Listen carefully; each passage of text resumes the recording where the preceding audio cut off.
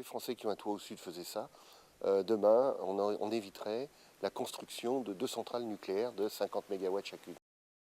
L'effet de serre, c'est un effet dans le temps. Plus ça va aller, pire ça va être. Hein. La France s'est engagée dans le nucléaire. Ces choix politiques ont été faits à l'issue du premier, du premier choc pétrolier. Il faut savoir ce qu'on veut. Ou on continue à faire du nucléaire, à utiliser le gaz et le charbon pour produire de l'électricité, ou on essaie de le produire de façon un peu plus intelligente. Il y a 14 panneaux, 14 fois 24 volts. 14 fois 24 volts, donc on est en 300, pratiquement 300 volts continus. Hein. C'est des tensions importantes. Hein. La planète est en crise. À l'initiative de l'Agence de développement, ADEME, du ministère de l'écologie et de l'association Claire, s'est déroulée le week-end dernier une opération de sensibilisation à l'échelle nationale sur les énergies renouvelables. Leur développement a déjà commencé. La télé libre s'est rendue chez 2 citoyens qui nous expliquent comment et pourquoi ils ont fait ce choix. Je suis Philippe Van Lierde, le mari de Catherine, et nous avons 56 ans tous les deux. Nous résidons à Châtillon depuis 22 ans. Nous avons 2 filles et effectivement nous sommes très intéressés par les énergies renouvelables. Le soleil envoie de la lumière sous forme de photons. Les cellules photovoltaïques sont à base de silicium.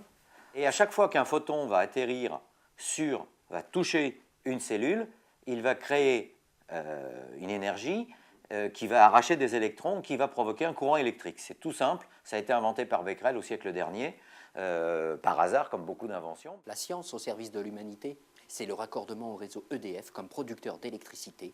Et grâce aux rayons du soleil que vous captez, traités par un onduleur et redistribués, vous pouvez revendre cette électricité plus chère que celle que vous achetez au réseau EDF. Ce choix, il vient de loin.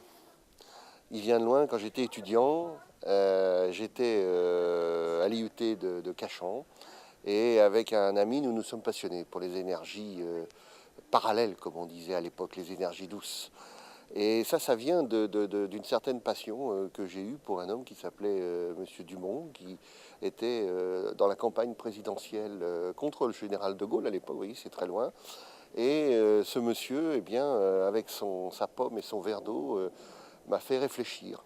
Et il m'a fait réfléchir au fait qu'effectivement, peut-être qu'il y avait d'autres façons de vivre sa vie. Consommer mieux pour consommer moins. Ça, je ne fais pas le parallèle avec autre chose. Hein. Sans pour autant, dévaloriser le confort auquel on est habitué. On ne va pas repasser à l'âge de pierre. Hein. Là, on s'est mis à réfléchir sur les énergies de remplacement. Et notamment, on a fabriqué à l'époque des fours solaires pour faire sécher des abricots, pour faire des chips avec des pommes. Mais on a même remis en cause à cette époque-là la raison d'être même du BCG, vous voyez. Donc on a été très loin dans la réflexion.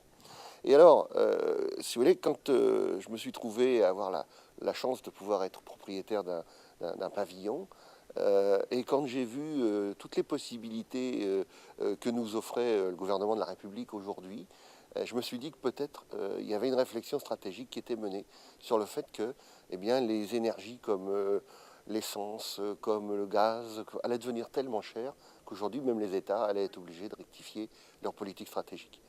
Et là je me suis dit, écoute, c'est peut-être pour toi l'opportunité, après en avoir évidemment discuté avec mon épouse, de proposer et d'accompagner une méthode qui devenait une méthode douce, qui était supportée par nos plus grands industriels, Total et EDF, et qui était en plus subventionnée par l'État.